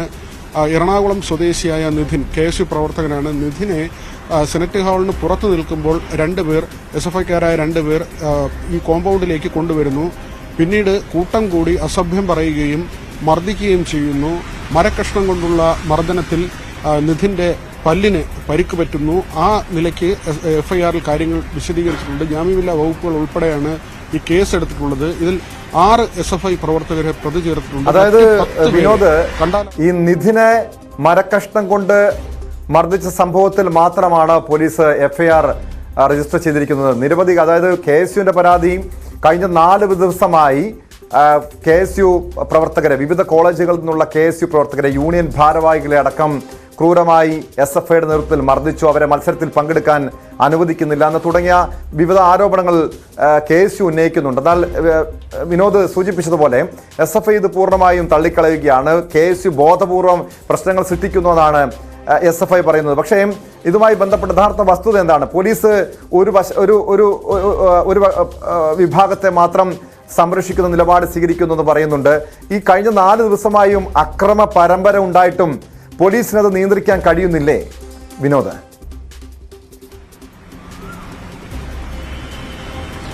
പോലീസ് നമുക്ക് ഇപ്പോഴത്തെ ഒരു അറസ്റ്റിന്റെ അല്ലെങ്കിൽ കേസെടുത്തതിന്റെ പശ്ചാത്തലം പരിശോധിക്കുമ്പോൾ നമുക്ക് മനസ്സിലാക്കാൻ കഴിയുന്നത് അവിടെ കേസെടുത്തു അല്ലെങ്കിൽ ഏകപക്ഷീയമായ ഒരു നടപടിയിലല്ല പോലീസ് പോകുന്നത്. പക്ഷേ കഴിഞ്ഞ ദിവസങ്ങളിൽ വലിയ വിമർശനം പോലീസിന് കേൾക്കേണ്ടി വന്നു. കാരണം ഈ കലോത്സവവുമായി ബന്ധപ്പെട്ട് നിരവധി പരാതികളാണ് ഉയർന്നു വന്നത്. KSUക്കാരെ മർദ്ദിക്കുന്നു എന്നുള്ള നിരവധി പരാതികൾ. അതിൽ അവർ തെളിവ് സഹിതമാണ് ഈ പരാതികൾ കൈമാറിയത്. പക്ഷേ എന്നിട്ടും ആരെങ്കിലും പിടികൂടുന്ന നിലയിലേക്ക് പോലീസിന്റെ നടപടികൾ നീങ്ങിയില്ല.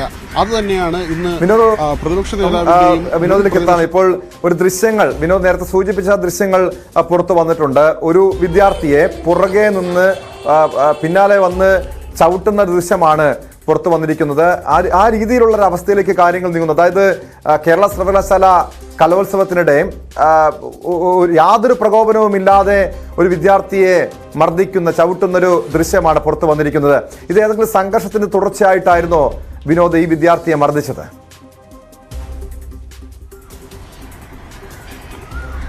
ഇതിപ്പോൾ പുറത്ത് പ്രചരിക്കുന്ന ദൃശ്യങ്ങളാണ്. SFIക്കാർ KSUക്കാരെ മർദ്ദിക്കുന്നു എന്നത് ചൂണ്ടിക്കാട്ടുന്നതിന് വേണ്ടി ഈ ദൃശ്യങ്ങൾ പുറത്തുവിടുകയാണ്. ഈ സംഭവങ്ങളുടെ ഒക്കെയും അടിസ്ഥാനത്തിൽ ഇത് ഇന്നലെ ഈ കേസെടുത്ത സംഭവവുമായി ഇതിന് ബന്ധമില്ല.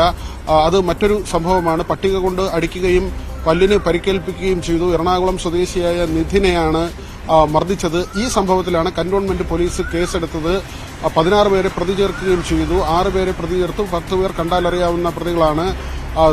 തുടരെ KSUവിന്റെ ആളുകളെ മർദ്ദിക്കുന്നു. അതായത് ഇന്നലെ ഈ കലോത്സവത്തിൽ ഒപ്പനയിലൊക്കെ പങ്കെടുത്ത KSUക്കാരായ വിദ്യാർത്ഥികൾ ആ വേഷത്തിൽ തന്നെയാണ് ഈ വേദിക്ക് മുന്നിൽ പ്രതിഷേധിച്ചത്, മുദ്രാവാക്യം മുഴക്കിയത്.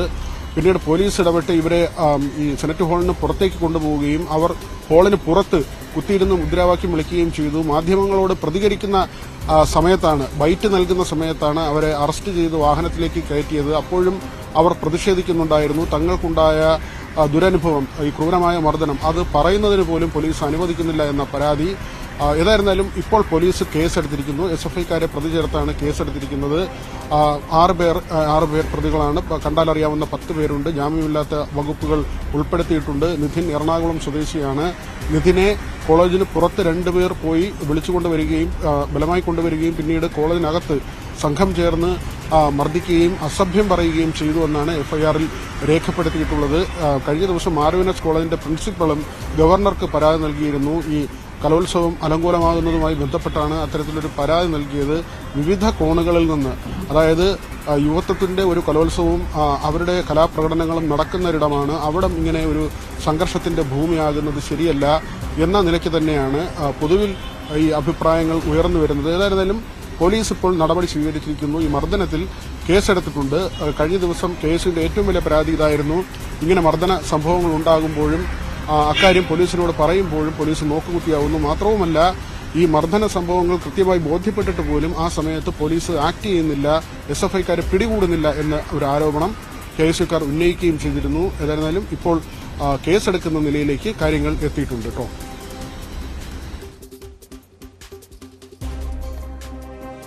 വിനോദ്, നേരത്തെ പ്രതിപക്ഷ നേതാവും അതോടൊപ്പം രമേശ് ചെന്നിത്തലയും ഒക്കെ കുറ്റപ്പെടുത്തിയത് പോലീസ് ഈ രീതിയിൽ നിഷ്ക്രിയമായി പ്രവർത്തിക്കുന്നു. പല ക്യാമ്പസുകളിലും KSUക്കാർ വേട്ടയാടപ്പെടുന്നുണ്ട്, SFI ക്രൂരമായി മർദ്ദിക്കുന്നുണ്ടെന്ന് പറയുന്നു.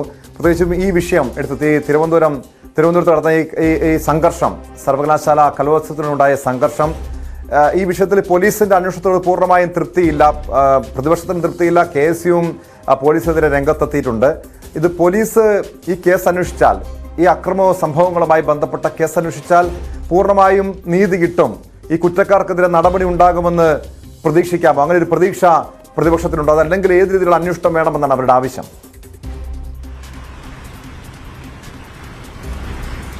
ഇന്ന് മുൻ പ്രതിപക്ഷ നേതാവ് രമേശ് ചെന്നിത്തല പറഞ്ഞത് SFI ഗുണ്ടാ സംഘമായി മാറിയിരിക്കുന്നു, ഇവർ കലാലയങ്ങളെ സംഘർഷ ഭൂമിയാക്കുന്നു എന്ന നിലയ്ക്കാണ്. ഇത് CPM നേതൃത്വത്തിന്റെ അറിവോടുകൂടി തന്നെയാണ് ഇത്തരം കലാപങ്ങൾ അല്ലെങ്കിൽ സംഘർഷം സൃഷ്ടിക്കുന്നതെന്ന ആരോപണം കൂടി കോൺഗ്രസിന്റെ ഭാഗത്തു നിന്ന് ഉയർന്നു വരുന്നുണ്ട്. VD സതീശൻ കൂടി കടന്നാണ് പറഞ്ഞത്. ഇനിയും ആക്രമിക്കുമെന്നാണ് പറയുന്നത്. ഇനിയും ആക്രമിച്ചാൽ തിരിച്ചടിക്കും എന്ന ഒരു കാര്യമാണ് VD സതീശൻ പറഞ്ഞത്. നമുക്കറിയാം, SFIയുമായി ബന്ധപ്പെട്ട് പലപ്പോഴും വിവാദങ്ങൾ, അല്ലെങ്കിൽ ഗവർണർ ക്രിമിനലുകൾ എന്ന് SFIക്കാരെ വിളിക്കുന്ന ഒരു സാഹചര്യത്തിലേക്ക് കാര്യങ്ങൾ പോകുന്ന നില, അവിടെ ഗവർണറുടെ നടപടികളും കേരള സർവകലാശാല കലോത്സവം നിർത്തിവെക്കാൻ തീരുമാനമായിരിക്കുന്നു. സർവകലാശാല വൈസ് ചാൻസലറാണ് ഇത് സംബന്ധിച്ചുള്ള ഉത്തരവ് പുറപ്പെടുവിച്ചിരിക്കുന്നത്. അതായത് സംഘർഷത്തിന്റെ പശ്ചാത്തലത്തിൽ കഴിഞ്ഞ 4 ദിവസമായി കലോത്സവ വേദിയിൽ ഉണ്ടാകുന്ന സംഘർഷങ്ങളുടെ പശ്ചാത്തലത്തിലാണ് ഈ സർവകലാശാല കലോത്സവം നിർത്തിവെക്കാൻ ഇപ്പോൾ തീരുമാനമായിരിക്കുന്നത്.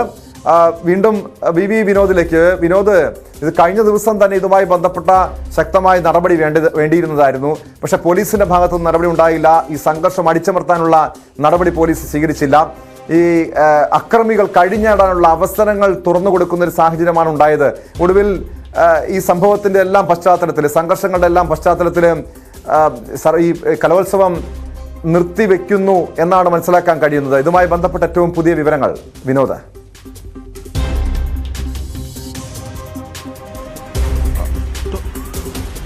ടോം, ഏറ്റവും ഒടുവിൽ പുറത്തു വരുന്ന വിവരം അങ്ങനെയാണ്. കലോത്സവം നിർത്തിവെക്കാൻ VC തീരുമാനിച്ചിരിക്കുന്നു. VCയുടെ നിർദ്ദേശം വന്നിരിക്കുന്നു. കഴിഞ്ഞ ദിവസം തന്നെ ഗവർണർക്ക് ഇത് സംബന്ധിച്ച് മാർഗൻസ് കോളേജിന്റെ പ്രിൻസിപ്പൽ പരാതി നൽകിയിരുന്നു. ചാൻസലറാണ് ഗവർണർ. നമുക്കറിയാം, കലാലയങ്ങളുമായി ബന്ധപ്പെട്ട് സർവകലാശാല VC നിയമനങ്ങളുമായി ബന്ധപ്പെട്ട് നിലവിൽ നിൽക്കുന്ന തർക്കങ്ങൾ നമുക്കറിയാം. കഴിഞ്ഞ ദിവസം ഈ കേരള യൂണിവേഴ്സിറ്റിയിലെ കലോത്സവവുമായി ബന്ധപ്പെട്ട് നടക്കുന്ന സംഘർഷങ്ങളുടെ പശ്ചാത്തലത്തിലാണ് മാർഗൻസ് കോളേജിന്റെ പ്രിൻസിപ്പൽ ഗവർണർക്ക് പരാതി നൽകിയിരുന്നത്. നമുക്ക് മനസ്സിലാക്കാൻ കഴിയുന്നത് ആ ഒരു നീക്കത്തിന്റെ ഭാഗമായി തന്നെയാണ് ഇപ്പോൾ ഇങ്ങനെ ഒരു നടപടി ഉണ്ടായിരിക്കുന്നത്. ഒരുപക്ഷെ തിരഞ്ഞെടുപ്പ് കാലമാണ്. കലോത്സവത്തിന്റെ ഏറ്റവും ഒടുവിൽ ഇതൊരു വലിയ കൂട്ടയടിയിലേക്കോ സംഘർഷത്തിലേക്കോ പോയാൽ വലിയ പ്രതിസന്ധി സൃഷ്ടിക്കപ്പെടും. സംസ്ഥാന വ്യാപകമായി തന്നെ ഈ വിദ്യാർത്ഥികൾ ഒരുപക്ഷെ സംഘർഷത്തിൽ ഏർപ്പെടുന്ന, ഏറ്റുമുട്ടുന്ന നിലയിലേക്കൊക്കെയും കാര്യങ്ങൾ പോകും. അതെല്ലാം മുന്നിൽ കണ്ടുകൊണ്ട് തന്നെയാകണം ഇപ്പോൾ ഇങ്ങനെ ഒരു തീരുമാനത്തിലേക്ക് പോയത്. മാത്രവുമല്ല, സംഘാടനവുമായി ബന്ധപ്പെട്ട് ഗുരുതരമായ ആരോപണങ്ങൾ ഉയർന്നു വന്നിരുന്നു. കലോത്സവത്തിൽ KSUക്കാരെ തിരഞ്ഞുപിടിച്ച് മർദ്ദിക്കുന്നു. കോളേജ് യൂണിയൻ തിരഞ്ഞെടുപ്പിൽ ജയിച്ചു വന്നവരുടെ ഫോട്ടോ അത് വാട്സപ്പ് വഴി അയച്ചു കൊടുക്കുകയും ആളുകളെ ആ വഴിയിലൂടെ തിരിച്ചറിയുകയും പിന്നീട് ഇവർ കലോത്സവ വേദിയിൽ നിൽക്കുമ്പോൾ, ആ പരിസരത്ത് നിൽക്കുമ്പോൾ ഇവരെ തിരിച്ചറിഞ്ഞുകൊണ്ട് തന്നെ ഒറ്റതിരിഞ്ഞ് ആക്രമിക്കുന്ന നിലയിലേക്ക് കാര്യങ്ങൾ പോകുന്നു. അവരെ കൂട്ടമായെത്തി ആക്രമിക്കുന്നു, അസഭ്യം പറയുന്നു. ഈ തടിക്കഷ്ണമോ മരക്കഷ്ണം അങ്ങനെയുള്ള കാര്യങ്ങൾ കൊണ്ട് അവരെ അടിച്ച് പരിക്കേൽപ്പിക്കുന്നു. കഴിഞ്ഞ ദിവസമാണ് എറണാകുളം സ്വദേശിയായ നിധിന് ഇങ്ങനെ മർദ്ദനമേറ്റതും മറ്റ് വിദ്യാർത്ഥികൾക്കും മർദ്ദനമേറ്റു. ഇതിന്റെ അടക്കമുള്ള ദൃശ്യങ്ങൾ ഇപ്പോൾ പ്രചരിക്കുന്നുണ്ട്. വലിയ ആരോപണമാണ്. ഇതിന്റെ സംഘാടനവുമായി ബന്ധപ്പെട്ടും വലിയ ആരോപണം. നമുക്കറിയാം, പേര് നൽകിയത് മുതൽ തന്നെ, ഇന്തിഫാദ എന്ന പേര് കലോത്സവത്തിന് നൽകിയത് മുതൽ തന്നെ വിവാദങ്ങളിലേക്ക് പോയിരുന്നു. ഈ കലോത്സവം കോടതി കയറുന്ന അവസ്ഥയുണ്ടായി. ആ നിലയ്ക്കെല്ലാം വലിയ വിവാദമുണ്ടായി. അതിന്റെ ഒരു തുടർച്ചയായി തന്നെയാണ് ഏറ്റവും ഒടുവിൽ SFI KSU സംഘർഷം. KSUവിന്റെ പരാതി, KSUക്കാരെ തിരഞ്ഞുപിടിച്ച് മർദ്ദിക്കുന്നു എന്നതാണ്. മറ്റിടങ്ങളിൽ കോളേജ് യൂണിയൻ തിരഞ്ഞെടുപ്പുകളിൽ വിജയിച്ചു വന്ന ആളുകളെ അവിടെ പരാജയപ്പെട്ട നിരാശയിൽ ഈ കലോത്സവത്തിന്റെ ഭാഗമായി അവർ എത്തുമ്പോൾ SFI മർദ്ദിക്കുന്നു എന്ന പരാതിയാണ് അവർ പ്രധാനമായും ഉന്നയിച്ചത്. പോലീസ് ഏകപക്ഷീയമായി പെരുമാറുന്നുവെന്ന് KSU കുറ്റപ്പെടുത്തുകയും ചെയ്തിരുന്നു. കഴിഞ്ഞ ദിവസവും ആ പരാതി തന്നെയാണ് അവർ പറഞ്ഞത്. പോലീസുകാരുടെ കൺമുന്നിൽ ഇങ്ങനെ മർദ്ദനം നടക്കുമ്പോഴും പോലീസുകാർ കൈകെട്ടി നോക്കി നിൽക്കുന്നു എന്ന പരാതി. ഏറ്റവും ഒടുവിലാണ് assistant commissioner, cantonment assistant commissioner, അദ്ദേഹം പോലീസിന്റെ ഒരു നിലപാട് വ്യക്തമാക്കിയത്. സമാധാനപരമായി കാര്യങ്ങൾ കൊണ്ടുപോകാനുള്ള നടപടികൾ സ്വീകരിക്കും, മുഖം നോക്കാതെ നടപടിയെടുക്കും. SFIയോ KSUയോ അത് ആരാണ് എന്നത് പോലീസിന് വിഷയമല്ല എന്ന ഒരു കാര്യം അദ്ദേഹം ഇന്നലെ പറഞ്ഞു. ഏതായിരുന്നാലും ഇന്നിപ്പോൾ KSU പ്രവർത്തകനെ മർദ്ദിച്ച സംഭവത്തിന്റെ പേരിൽ 16 പേരെ പ്രതി ചേർത്ത് പോലീസ് കേസെടുത്തിട്ടുണ്ട്. 6 പേരുടെ പേര് അതിൽ വ്യക്തമാക്കുന്നുണ്ട്. 10 പേർ കണ്ടാലറിയാവുന്നവരാണ്. ജാമ്യമില്ലാ വകുപ്പുകൾ ഉൾപ്പെടെ ചേർത്താണ് ഈ കേസെടുത്തിട്ടുള്ളത്. ടോം,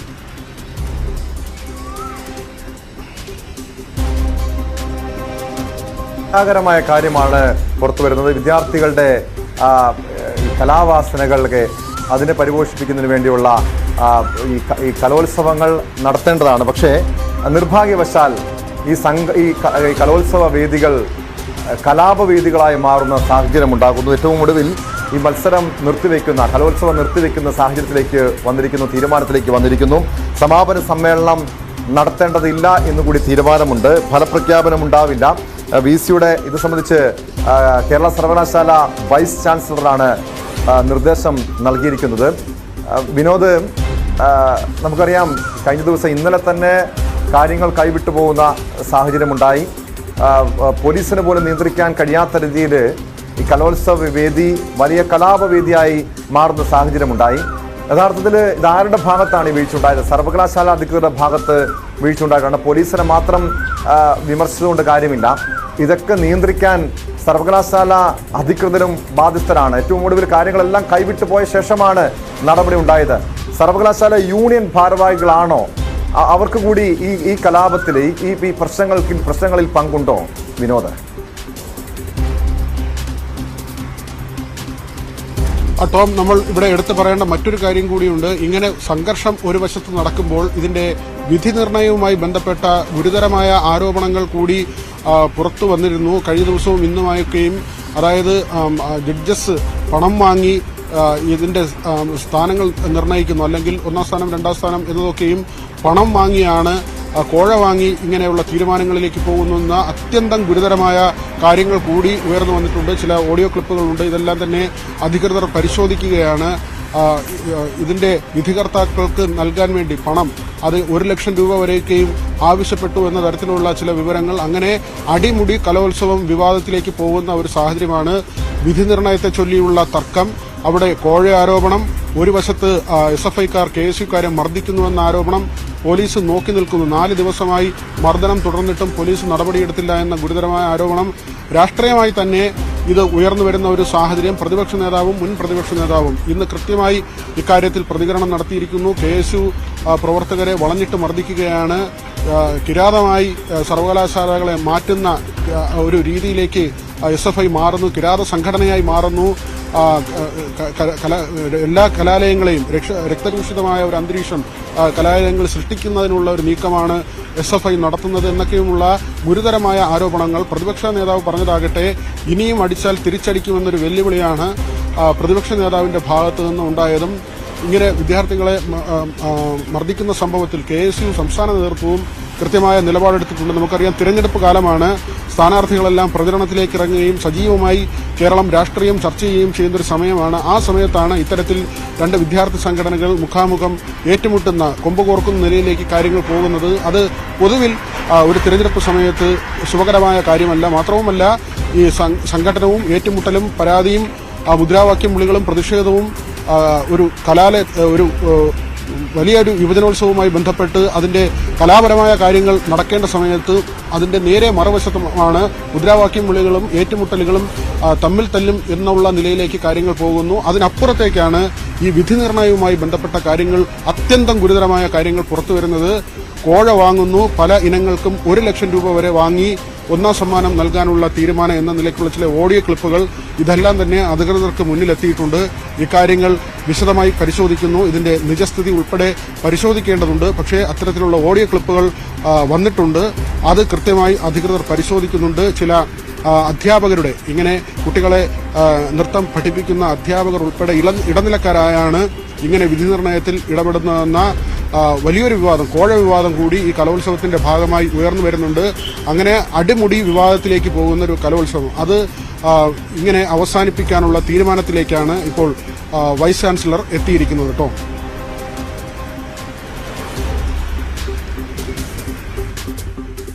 വ്യക്തമാണ്. VV വിനോദാണ് തിരുവനന്തപുരത്ത് നിന്നും വിവരങ്ങൾ നൽകിയത്. കേരള സർവകലാശാല കലോത്സവം നിർത്തിവെക്കാൻ വൈസ് ചാൻസലർ നിർദ്ദേശം നൽകിയിരിക്കുന്നു. തുടർച്ചയായി ഉണ്ടായ, കഴിഞ്ഞ 4 ദിവസങ്ങളായി ഉണ്ടായ സംഘർഷങ്ങളുടെ പശ്ചാത്തലത്തിലാണ് ഏറ്റവും ഒടുവിൽ ഈ കലോത്സവം നിർത്തിവെച്ചിരിക്കുന്നത്. എന്തായാലും ദൗർഭാഗ്യകരമായ കാര്യമാണ്.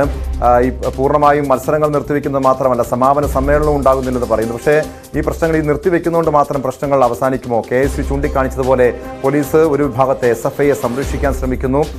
ഒരു KSU പ്രവർത്തകൻ, എറണാകുളം സ്വദേശിയായ KSU പ്രവർത്തകനെ മർദ്ദിച്ച സംഭവത്തിൽ മാത്രമാണ് SFIക്കാർക്കെതിരെ നടപടിയെടുത്തിരിക്കുന്നത്.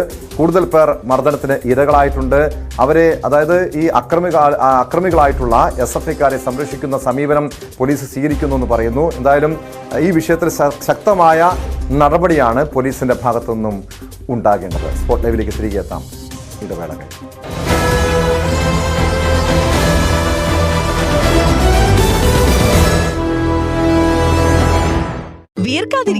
തെറ്റിദ്ധരിക്കുന്നുണ്ടെങ്കിൽ അതല്ല, അത്തരം പേടികളില്ല. ജയിക്കാൻ തന്നെയാണ് വരുന്നത്, ജയിക്കുകയും ചെയ്യും ജനങ്ങൾ വിചാരിച്ച.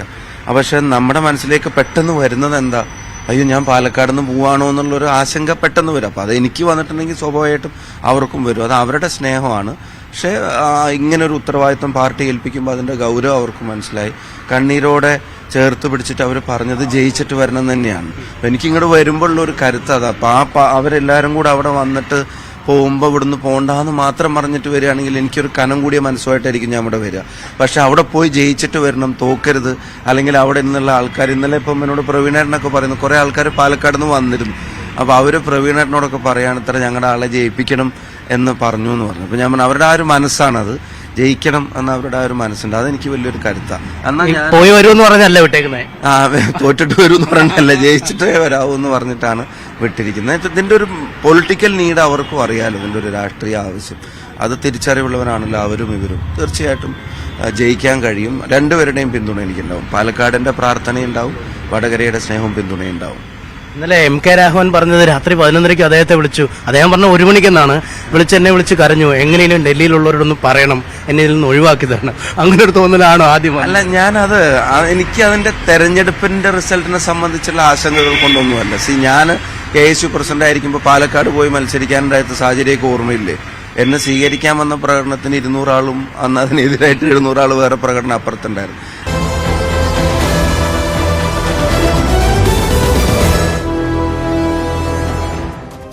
സ്പോട്ട് ലൈവ് തുടരുന്നു. സിനിമകൾ യുവാക്കളിലും കുട്ടികളിലും വലിയ രീതിയിൽ സ്വാധീനം ചെലുത്താറുണ്ട്. ഓരോ ചലച്ചിത്രങ്ങളും വ്യത്യസ്ത ആശയങ്ങളാണ് പങ്കുവെക്കുന്നത്. എന്നാൽ ചില ചിത്രങ്ങളിലെ പ്രമേയങ്ങൾ വിവാദമായിട്ടുണ്ട്. ഏറ്റവും ഒടുവിൽ വിവാദമായിരിക്കുന്നത് ഹിറ്റ് ചിത്രം മഞ്ഞുമ്മൽ ബോയ്സുമായി ബന്ധപ്പെട്ട വിവാദമാണ്. സിനിമയെ അധിക്ഷേപിച്ച എഴുത്തുകാരൻ B. ജയമോഹനെതിരെ മലയാള സിനിമാ പ്രവർത്തകർ ഒറ്റക്കെട്ടായി രംഗത്തെത്തിയിരിക്കുകയാണ്. കൊച്ചിയിൽ നിന്ന് നവമി ദിനേശ് ചേരുന്നുണ്ട്. നവമി, കഴിഞ്ഞ ദിവസമാണ് ഈ മഞ്ഞുമ്മൽ ബോയ്സ് എന്ന സിനിമയെ അതിന്റെ പ്രമേയത്തെ അടക്കം വിമർശിച്ചുകൊണ്ട്, മലയാളികളുടെ സംസ്കാരത്തെ അടക്കം വിമർശിച്ചുകൊണ്ട് B. ജയമോഹൻ എന്ന എഴുത്തുകാരൻ രംഗത്തെത്തിയത്. പിന്നാലെ ഈ ജയമോഹനെ വിമർശിച്ചുള്ള സംവിധായകൻ B. ഉണ്ണികൃഷ്ണന്റെയും അതോടൊപ്പം നടൻ ഹരീഷ് പെരടിയുടെയും മറുപടികളും ഏറെ ചർച്ചയാകുന്നുണ്ട്. അതായത് വെറുതെ അങ്ങ് പറഞ്ഞു പോയാൽ കാര്യമില്ല, കൃത്യമായ വിശദീകരണം വേണമെന്നാണ് സംവിധായകൻ B. ഉണ്ണികൃഷ്ണൻ തുറന്നടിച്ചിരിക്കുന്നത്. യഥാർത്ഥത്തിൽ ഈ വിവാദത്തിന്റെ ഒരു പശ്ചാത്തലം, അതിന്റെ അടിസ്ഥാനം എന്താണ് നവമി?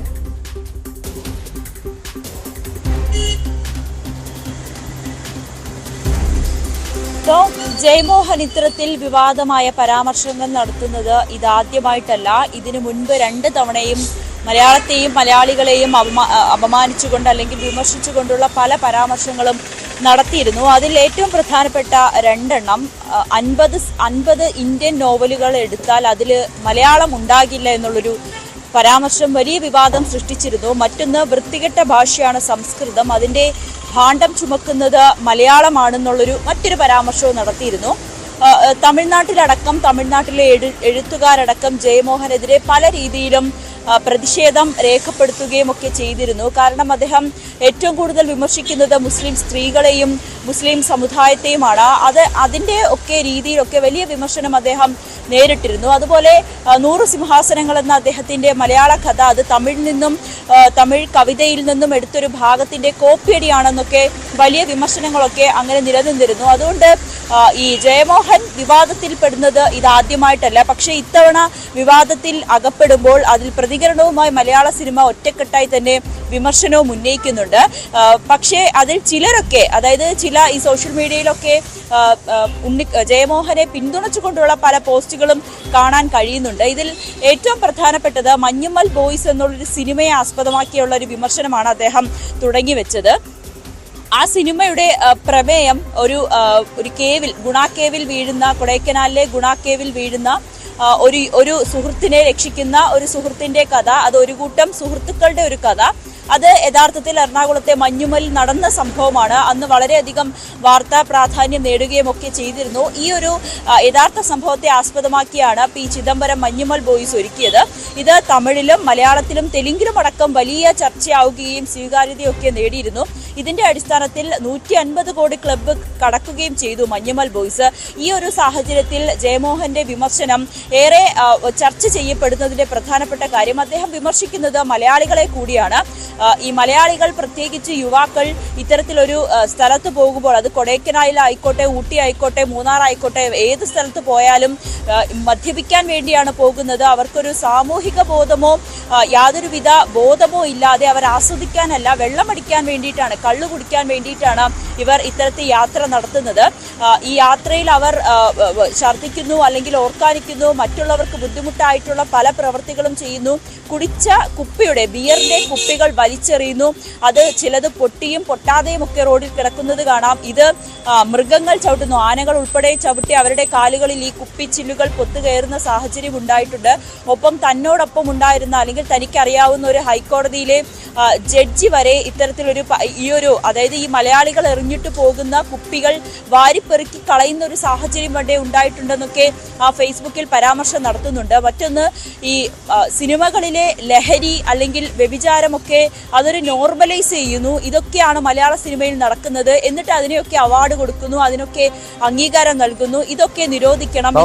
മലയാളികളെ അധിക്ഷേപിക്കുന്നത് ശക്തമായി നമ്മൾ എതിർക്കേണ്ടതാണ്. പക്ഷേ മറ്റൊരു തരത്തിൽ പറഞ്ഞു കഴിഞ്ഞാൽ ഈ ജയമോഹന്റെ ഒരു പരാമർശം, അതായത് മലയാള സിനിമകളിൽ പ്രത്യേകിച്ചും ലഹരിയെ പ്രോത്സാഹിപ്പിക്കുന്ന രീതിയിലുള്ള പല സീനുകൾ നമുക്ക് കാണാൻ കഴിയും. അത്തരത്തിലുള്ള പല സിനിമകളെയും നമുക്ക് കാണാൻ കഴിയും. പ്രത്യേകിച്ച് ലിജോ ജോസ് പല്ലിശ്ശേരിയുടെയും സൗബിൻ്റെയൊക്കെ സിനിമകളിൽ യുവാക്കളെ വലിയ രീതിയിൽ, ഞാൻ നേരത്തെ സൂചിപ്പിച്ചതുപോലെ ഈ സിനിമകളൊക്കെ യുവാക്കളെ വലിയ രീതിയിൽ സ്വാധീനിക്കുന്നുണ്ട്. നമ്മൾ തല്ലുമാല എന്ന സിനിമ, അതിനുശേഷം കേരളത്തിൽ പല അക്രമങ്ങൾ ഉണ്ടാകുമ്പോഴും നമ്മൾ ഈ തല്ലുമാല എന്നൊരു ആ സിനിമയുടെ ചില പശ്ചാത്തലങ്ങൾ കൂടി നമുക്ക് ഓർമ്മ വരാറുണ്ട്. അതുപോലെ ചുരുളി എന്ന സിനിമ, അത് കേരളത്തിൻ്റെ എവിടെയാണ്, കേരളത്തിൻ്റെ ഏത് പ്രദേശത്തെ സംസ്കാരത്തെയാണ് സൂചിപ്പിക്കുന്നത്? കാരണം അത് വലിയ രീതിയിൽ ഈ ചുരുളി ചർച്ചയാകുമ്പോഴും അതിനപ്പുറം ഈ അശ്ലീല പരാമർശങ്ങളൊക്കെ പൂർണ്ണമായും നമുക്ക് സാധാരണക്കാരായ ചലച്ചിത്ര പ്രേമികൾക്ക് അങ്ങ് ഉൾക്കൊള്ളാൻ കഴിയുന്നതാണോ, ദഹിക്കുന്നതാണോ നവമി?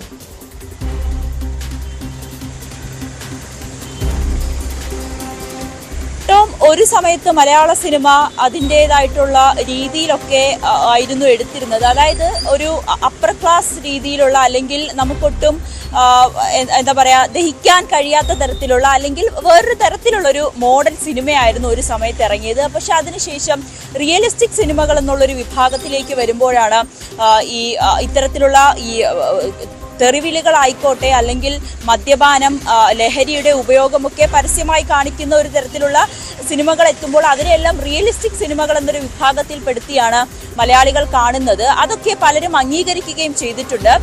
ഈ ചുരുളി ഒക്കെ ഇറങ്ങിയ സമയത്ത് വലിയൊരു വിവാദം ഉണ്ടായിരുന്നു. പക്ഷേ അത് ഒരു സാധാരണക്കാർക്കിടയിൽ, അല്ലെങ്കിൽ നമ്മൾ പരസ്പരം വിളിക്കുന്ന ഒരു വിഭാഗത്തിൽപ്പെട്ടവർ, അല്ലെങ്കിൽ പല സുഹൃത്തുക്കൾക്കിടയിൽ ഒക്കെ വിളിക്കുന്ന ചില ചീത്തകൾ മാത്രമല്ലേ, തെറികൾ മാത്രമല്ലേ, മലയാളികൾ കേൾക്കാത്തൊരു തെറികളൊന്നുമല്ലല്ലോ ഈ സിനിമയിൽ വരുന്നത് എന്നുള്ളൊരു വിഭാഗങ്ങൾ അതിനെ ന്യായീകരിക്കാനും എത്തിയിട്ടുണ്ടായിരുന്നു. ഈ മദ്യപാനത്തിൻ്റെയൊക്കെ കാര്യവും അതുപോലെ തന്നെയാണ്. റിയലിസ്റ്റിക് സിനിമകൾ അല്ലെങ്കിൽ സാധാരണക്കാരുടെ ജീവിതം പറയുമ്പോൾ അവർ മദ്യപിക്കുന്നവരാണ്, അവരൊക്കെ സിഗരറ്റ് വലിക്കുന്നതാണ്, യുവാക്കളൊക്കെ ലഹരി ഉപയോഗിക്കുന്നവരാണ്. അതുകൊണ്ട് ആ സിനിമകൾ, അവരുടെ പ്രതിനിധീകരിച്ചുള്ള സിനിമകൾ വരുമ്പോൾ അത്തരത്തിലുള്ള ചില മദ്യപാനത്തിൻ്റെയും അല്ലെങ്കിലുള്ള ദൃശ്യങ്ങളൊക്കെ കാണിക്കേണ്ടി വരും. അത് സിനിമയുടെ ഭാഗമായിട്ടാണ് സിനിമാ പ്രവർത്തകരൊക്കെ അതിനെ ന്യായീകരിക്കുന്നത്. പക്ഷേ ഇത് എത്രത്തോളം ന്യായീകരിക്കാൻ സാധിക്കുമെന്നുള്ളത് വലിയൊരു ചോദ്യമാണ്. കിങ് ഓഫ് കൊത്ത, ദുൽഖർ സൽമാൻ നായകനായ കിങ് ഓഫ് കൊത്തയിൽ ദുൽഖറിന്റെ ഒരു സിഗരറ്റ് വലി, അത് അനാവശ്യമായിട്ടുള്ള രീതിയിലുള്ള സിഗരറ്റ് വലിയ വിമർശനവും ആ സമയത്ത് സിനിമ ഇറങ്ങിയ സമയത്ത് നേരിടുന്നു. സിനിമയ്ക്ക് ആവശ്യമായിട്ടുള്ള കാര്യങ്ങൾ, അല്ലെങ്കിൽ ഒരു കൂട്ടം ചെറുപ്പക്കാർ ഇരിക്കുന്നു, അല്ലെങ്കിൽ ഒരു കുടുംബം, അവരുടെ വീട്ടിലെ സഹോദരങ്ങൾ അല്ലെങ്കിൽ മുതിർന്ന തലമുറ അവരിയ്ക്കുമ്പോൾ ഒരു കല്യാണ വീട്ടിൽ വെള്ളമടിക്കുന്നതൊക്കെ സാധാരണമാണ്. അത് സിനിമയുടെ ആ സീനിന് ആവശ്യമെങ്കിൽ മാത്രം അത് ഉപയോഗിക്കാം. അനാവശ്യമായിട്ടുള്ള ഇത്തരത്തിൽ ലഹരിയുടെ ഉപയോഗം അല്ലെങ്കിൽ ലഹരിയുടെയൊക്കെ പ്രതിവാദം, ഈ മോശമായിട്ടുള്ള പരാമർശങ്ങൾ, സ്ത്രീവിരുദ്ധ പരാമർശങ്ങളൊക്കെ അതിൻ്റെയൊക്കെ അതിപ്രസരമാണ് ഇപ്പോൾ പലപ്പോഴും മലയാള സിനിമയിൽ കാണാൻ സാധിക്കുന്നത്. അത് വേറൊരു തരത്തിൽ ചർച്ചയ്ക്ക് പോകേണ്ട വിഷയം കൂടിയാണ്. ഇവിടെ തന്നെ ചിദംബരത്തിന്റെ അച്ഛൻ, മഞ്ഞുമൽ ബോയ്സ് സിനിമ സംവിധാനം ചെയ്ത ചിദംബരത്തിന്റെ അച്ഛൻ ഈ വലിയൊരു വിമർശനവുമായി, ജയമോഹനെതിരെ വലിയൊരു വിമർശനവുമായി രംഗത്തെത്തിയിട്ടുണ്ട്. ഒരു ഫേസ്ബുക്ക് പോസ്റ്റ് അല്പസമയത്തിനു മുൻപ് അദ്ദേഹം ഇടുകയും ചെയ്തു. RSSകാരനായ ജയമോഹനെ മഞ്ഞുമൽ ബോയ്സ് പ്രകോപിപ്പിച്ചതിൽ അത്ഭുതപ്പെടേണ്ട കാര്യമില്ല. ഈ സിനിമ സാധാരണക്കാരനായ, അതായത് ഈ മത്സ്യങ്ങൾ വിൽക്കുകയും അതോടൊപ്പം തന്നെ പെയിന്റ് പണി ഒക്കെ ചെയ്യുന്നവരുടെ കഥയാണ് പറയുന്നത്. അവർ ചിലപ്പോൾ വെള്ളമടിക്കും, അവർക്കിടയിൽ ഇത്തരത്തിലുള്ള ഒരു ചർച്ചകളോ അല്ലെങ്കിൽ അവരുടെ യാത്രകളൊക്കെ ഇങ്ങനെ ആയിരിക്കും. അതിനെയൊക്കെ മറ്റൊരു തരത്തിൽ വിമർശിക്കേണ്ട ഒരു കാര്യമില്ല. തൻ്റെ മകൻ അതാണ് ആ സിനിമയിലൂടെ കാണിച്ചത്. ഇത് യഥാർത്ഥ കഥയാണ്, അവർ യഥാർത്ഥത്തിൽ ഇങ്ങനെയാണ് ആ യാത്ര പോയത്. അതുകൊണ്ട് ഇത്തരത്തിലുള്ള പരാമർശങ്ങളൊക്കെ തള്ളിക്കളയണം. ഇതൊരു RSSകാരൻ്റെ ആയിട്ടുള്ള ഒരു ജൽപ്പനമാണെന്ന തരത്തിലുള്ള ഒരു പരാമർശം, ഒരു ഫേസ്ബുക്ക് പോസ്റ്റാണ് ചിദംബരത്തിന്റെ അച്ഛൻ പോസ്റ്റ് ചെയ്തിരിക്കുന്നത്. എങ്കിൽ പോലും ഇതിനെ അനുകൂലിച്ചുകൊണ്ട്, ജയമോഹനെ അനുകൂലിച്ചുകൊണ്ടുള്ള പല ഫേസ്ബുക്ക് പോസ്റ്റുകളും ഇതിനോടകം തന്നെ സോഷ്യൽ മീഡിയയിൽ നിറഞ്ഞു കഴിഞ്ഞു. ഒരു അടിയിലേക്ക് വലിയ രീതിയിലുള്ള നടൻ ഹരീഷ് പേരയുടെ ഒരു ഈ വിഷയവുമായി ബന്ധപ്പെട്ട് ഈ വിവാദവുമായി ബന്ധപ്പെട്ട ഫേസ്ബുക്ക് പോസ്റ്റ് കൂടി നമുക്കൊന്ന് വളരെ ശ്രദ്ധേയമായിട്ടുള്ളത്. അതായത് തമിഴ്നാട്ടിലും മഞ്ഞുമൽ ബോയ്സിന് വലിയ സ്വീകാര്യത ലഭിക്കുന്നുണ്ട്, വലിയ അംഗീകാരം ലഭിക്കുന്നുണ്ട്. അവിടെയും ഈ സിനിമ വളരെ ഹിറ്റാണ്. വലിയ രീതിയിൽ അവിടുത്തെ സാധാരണക്കാരായ യുവാക്കളടക്കം ആ ചിത്രം ഏറ്റെടുത്തൊരു സാഹചര്യമുണ്ട്. എന്തായാലും ഇങ്ങനെയൊക്കെ ഈ സിനിമ ഈ മഞ്ഞുമൽ ബോയ്സ് വലിയ ഹിറ്റായി മുന്നോട്ട് പോകുമ്പോൾ ഈ ഒരു വിവാദം ഏത് രീതിയിലായിരിക്കും സിനിമയിൽ ഈ ചലച്ചിത്ര മേഖലയിൽ പ്രതിഫലിക്കുക? ഒരു ജയമോഹൻ ഒരു ക്ഷമാപണം നടത്തിയാൽ മാത്രം ഈ പ്രശ്നത്തിനൊരു പരിഹാരം. കാരണം അദ്ദേഹം തമിഴിൽ മാത്രമല്ല മലയാളത്തിലടക്കം കഥ എഴുതുന്ന ഒരു വ്യക്തിയാണ്. സ്വാഭാവികമായി അദ്ദേഹത്തെ ബഹിഷ്കരിക്കുന്ന ഒരു നടപടിയിലേക്ക് കാര്യങ്ങൾ നീങ്ങുമോ നവമി?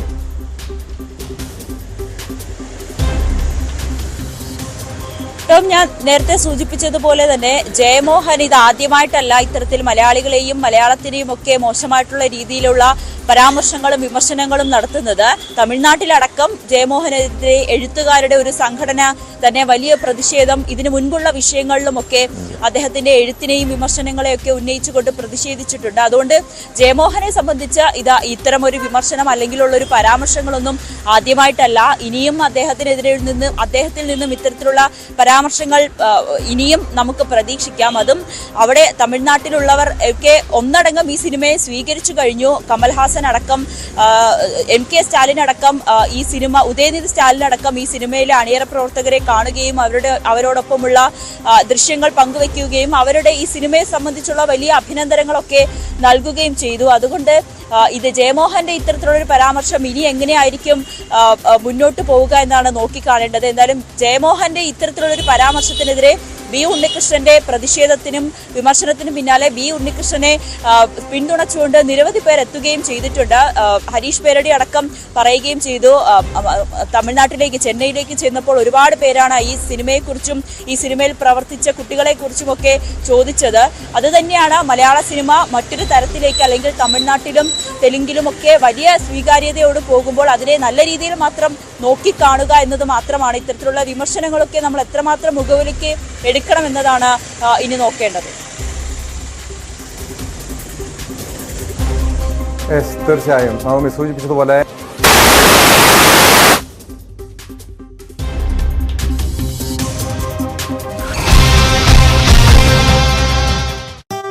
സിറ്റുവേഷനിലൊന്നും അങ്ങനെ ഭയപ്പെട്ട് തീരുമാനങ്ങൾ എടുക്കുന്ന ആളൊന്നും